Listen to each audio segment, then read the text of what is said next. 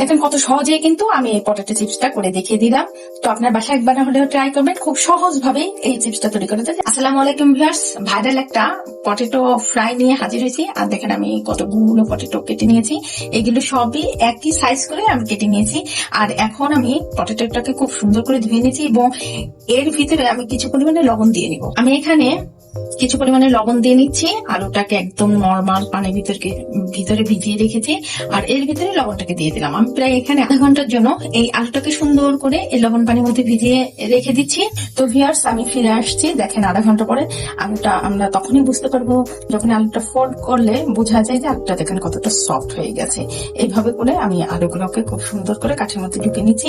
আপনারা চাইলে এই লবণ পানিটা ফেলে দিতে পারেন, তাতে কোনো সমস্যা নেই। আমি এখন আস্তে আস্তে করে খুব সুন্দর করে কাঠের ভিতরে আলুটাকে এইভাবে করে গেঁথে গেঁথে দিচ্ছি। আপনারা চাইলে সুন্দর ডিজাইন, ছোট বড় ডিজাইন করে কাঠের ভিতরে ঢুকিয়ে দিতে পারেন। আর এই চিপস পটেটোটা খেতে কিন্তু খুবই মজার এবং খুবই সুস্বাদু। আমরা যে কোনো সময় বাচ্চাদের কিন্তু খুব সুন্দর করে ভেজে দিতে পারি। কত সুন্দর করে আমি গেঁথে নিয়েছি। এইভাবে করে সবগুলো আলু আমি গেঁথে নিব। তো ভিউয়ার্স, একে একে আমার সবগুলো পটেটো দেখেন আমি কাঠের ভিতরে গেঁথে নিয়েছি। এখন আমি পটেটোটাকে ভাজবো, যেটা দিয়ে সেটা তৈরি করে দেখিয়ে দিচ্ছি। আমি পটেটোটাকে ফ্রাই করার জন্য যে ব্যাটারটা তৈরি করব, তার জন্য আমি এখানে হাফ কাপেরও কম পরিমাণে ময়দা দিয়ে নিয়েছি। যতটুকু আমি ময়দা নিয়েছি তার থেকে একটু কম পরিমাণ কর্নফ্লাওয়ারটাকে নিয়েছি। ময়দা সম পরিমাণে আমি এখানে চাউলের গুঁড়োটাকে নিয়ে নিলাম। আমি এখানে কিছু পরিমাণে রসুনটাকে মেশিন দিয়ে গ্রেট করে নিয়েছি। এখানে আমি চিলি ফ্লেক্স নিয়েছি। আমি চিলি ফ্লেক্সটাকে একটু বেশ খানিক গুঁড়ি গুঁড়ি করে নিয়েছি। আমি খুব সুন্দর একটু সুঘ্রাণের জন্য এখানে জিরেটাকে অ্যাড করে নিলাম, আস্তা জিরে। এখানে আমি পরিমাণ মতো ধনে পাতাটাকে নিয়ে নিলাম। পাতাটা আমার ডিপ ফ্রিজে রাখা ছিল। আমার সবগুলো উপকরণ দেওয়া হয়ে গেছে। এখন আমি এর ভিতরে অল্প অল্প পানি দিয়ে খুব সুন্দর করে ব্যাটারটাকে গুলিয়ে নিচ্ছি।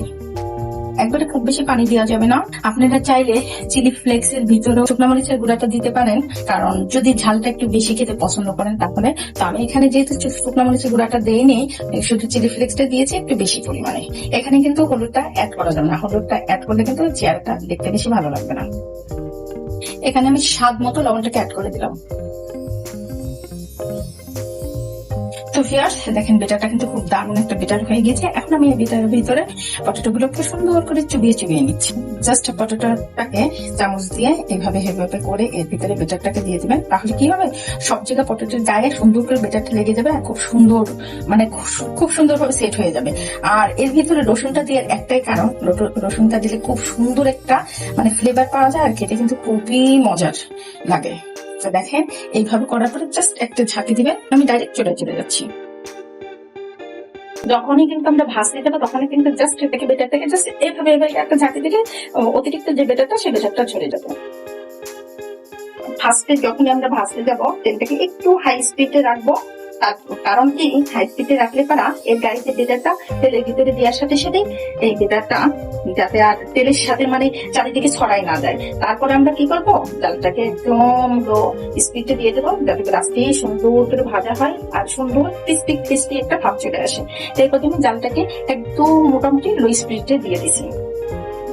এইভাবে সুন্দর করে আলতো করে হাত দিয়ে কাঠিটার এই পাশে ধরে সুন্দর করে উল্টে দেওয়া যায়।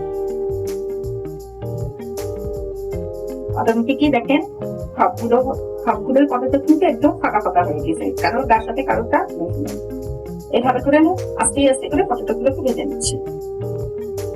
তো ভিউয়ার্স, আমার অলরেডি পটেটো চিপস গুলো ভাজা হয়ে গেছে। আমি এইভাবে করে বাকি চিপস গুলো খুব সুন্দর করে ভেজে নেব।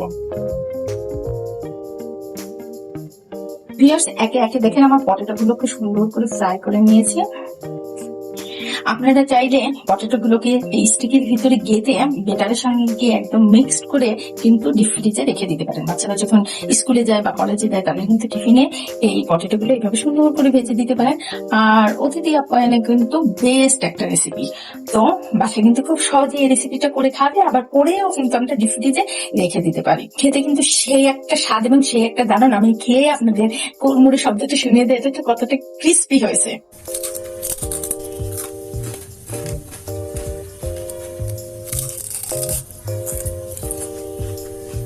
দেখেন কত সহজেই কিন্তু আমি এই পটেটো চিপসটা করে দেখিয়ে দিলাম।